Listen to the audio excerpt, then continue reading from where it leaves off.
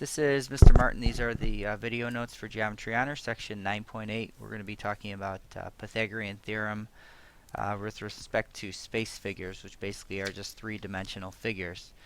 So you can see in the first picture here, we have what looks like a block. It's called a rectangular solid or a rectangular prism. And I'm going to label each of the vertices. So I've got A, B, C, and D along the top, and then E, F, G, H along the bottom. So I labeled 8 points there, so when we're talking about the parts of a rectangular solid, parts, we've got 8 vertices. Alright, and you may want to think of those as like corners. And then we have edges. So AD would be an edge. So if you want to pause the video and see if you can count up the number of edges. And then for edges, we've got 12 edges.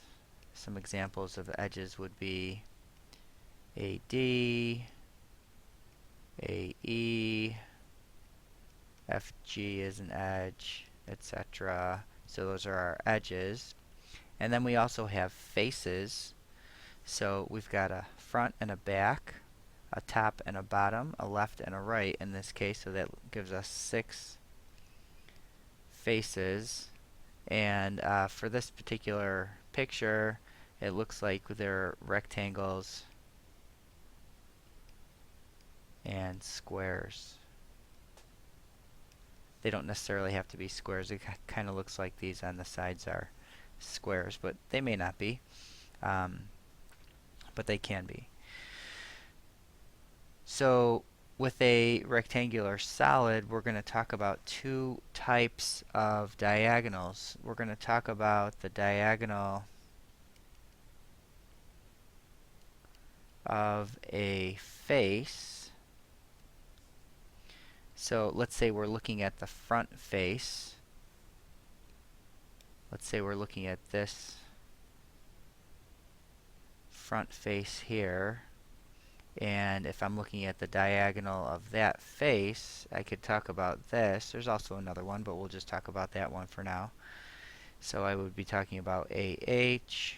That would be a diagonal of a face. Or if I'm looking at this side over here, CH would be a diagonal of the right face. So CH. Those are just a couple of diagonals of the faces. And we're also going to talk about the diagonal of the solid. Okay, so these are going to be different. In a problem, keep this in mind, in a problem, if I just ask for the diagonal, I want the diagonal of the solid. If I want a diagonal of a face, I will specifically ask, or the problem will specifically ask for a diagonal of the face. So diagonals of the solid, it's going to go from any upper vertex to the lower vertex exactly opposite it. So I'm just going to draw in one so it doesn't get messy, but we're going to list off all 4. So if I go from B all the way down here to H, and then I'm just going to kind of draw over this again so that it looks like it goes behind. So all the way from B to H, that would be a diagonal of the solid. So I would have BH. If you want to go ahead and name the other 3, feel free to pause the video at this point. But I'm going to go ahead and name them. We're going to have AG. We also have DF. And the last one would be CE. Alright, so we have in a rectangular prism or a rectangular solid, we have 4 diagonals of the solid. And again, if a problem asks for the diagonal, they want the diagonal of the solid. If it wants the diagonal of the face, it will specifically ask for the diagonal of the face. Alright, so those are the parts of a rectangular solid or a rectangular prism. Let's look at a regular square pyramid. Now, it's regular square pyramid because number one, the base is a square, so all of these are congruent, and all of these would be right angles. So that's the square part. And then the regular part, we have a vertex way up here at the top. Then, if we look at the center of the base down here, that would be right in the center. So if I drew the diagonals, that's where the diagonals would intersect. The vertex is directly above the center. That's what makes this regular. Because you could have a pyramid where this is kind of tipped over to the side. Okay, but we're talking about regular ones. So this has a lot of different parts to it. So I'm going to give this some letters at the vertices too. So I've got A. Down on the base here I've got B, C, D, E over there in the back. Let me erase this. That's an E back there. And I'm going to call this F. And then I'm going to draw another segment here.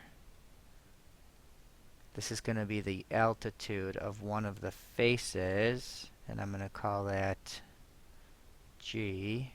And then I'm also going to connect this little piece here too. And this is going to be perpendicular to the side on there too. Alright, so let's start naming these. We have one base. One base. And in this case, it's a square. Alright, and we can call it BCDE. And we have 5 faces. Okay, the base is actually a face. So we have one square, and we have 4 triangles. These happen to be isosceles triangles. And in a regular pyramid, those faces will always be isosceles at the very least. Once in a while, they may be equilateral. We have one vertex of the pyramid. This is point A. We have one altitude. This is going to be AF.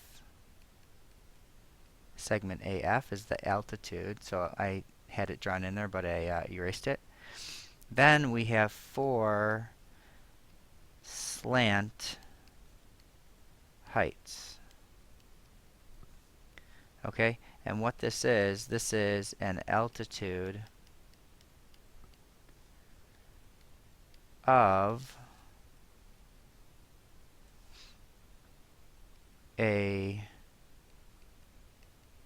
triangular face. Okay, so I have one of them drawn in here, AG. Okay, AG is one of the slant heights.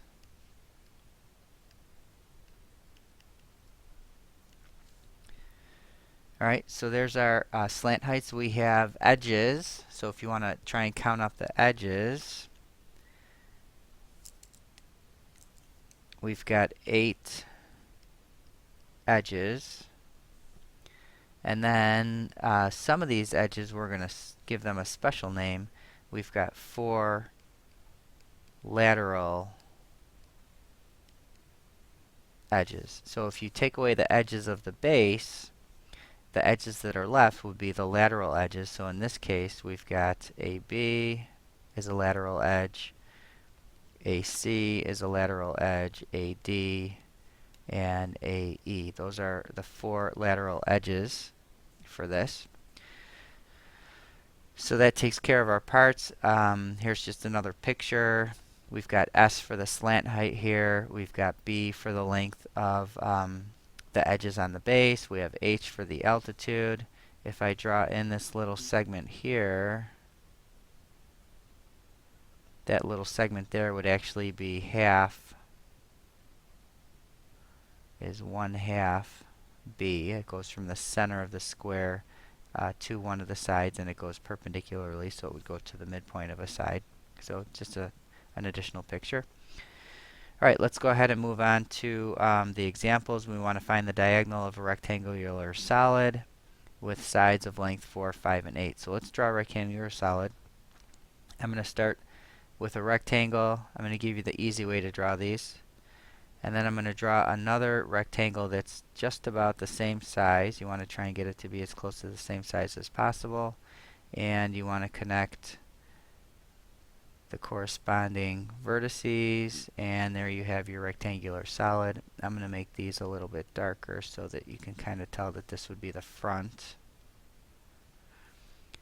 And then it really does not matter which sides you let be 4, 5, and 8, so I'm just going to let this be 4, I'm going to let this be 5, and I'm going to let this be 8. So any segment that goes forwards and backwards is going to be 4, so we have 4 of those that are going to be length 4. Any that go up and down are going to be 5. Any that go left and right are going to be 8. And what we want to do is we want to find the length of the diagonal. So I want to find this length there. So what I'm going to do is I'm going to draw in another segment here. That's the diagonal of that bottom face, and this triangle in here is going to be a right triangle. And I also know that this triangle on the bottom, which is half of that rectangular base, is also a right triangle. And I know that this side is 4 because it's one of the sides that goes front and back, and I know that this side is 8. So to solve this problem, first I'm going to find x, and then I'm going to use that to find y. And I also know that side back there is 8. So let's use the Pythagorean theorem to find the length of that diagonal there. So I've got 4 squared plus 8 squared is equal to x squared. So I've got x squared is equal to 16 plus 64, which is 80. So x is going to be the square root of 80. And I'm not going to simplify that right now because we're going to use that for a calculation. It's just as easy to use it that way. So now if I want to find y, now I have x is square root of 80. I know this side going up and down is going to be 5, so I can use Pythagorean theorem to find that hypotenuse y. So I've got y squared is going to be 5 squared plus the square root of 80 squared. So that's going to give me 25 plus 80, which is 105. So y is equal to the square root of 105. And again, by algebra, really we should have plus or minus because we're taking the square root of both sides. But since we're dealing with a picture, we only need the positive one. Okay, so for example 2, I want you to go ahead and try this on your own. Instead of having sides 4, 5, and 8, we're going to have sides x, y, and z. So I'm going to go ahead and pause my video and work this solution out, and then when you start it, you'll have a solution for you, and you can see how they compare. Alright, so here's my rectangular solid. I labeled the vertices A through G, and then I labeled some of the sides x, y, and z. Again, it doesn't really matter. No matter how you labeled this, you should end up with the same formula. Basically, what we end up here with is a formula. Okay, formula for diagonal of a rectangular solid. So that's kind of nice. But you should have ended up with the square root of x squared plus y squared plus z squared. So go ahead and take a look at this work. And if you have any questions, make sure that you ask me in class. This is something that I would expect you to be able to show me. And we will see you next time.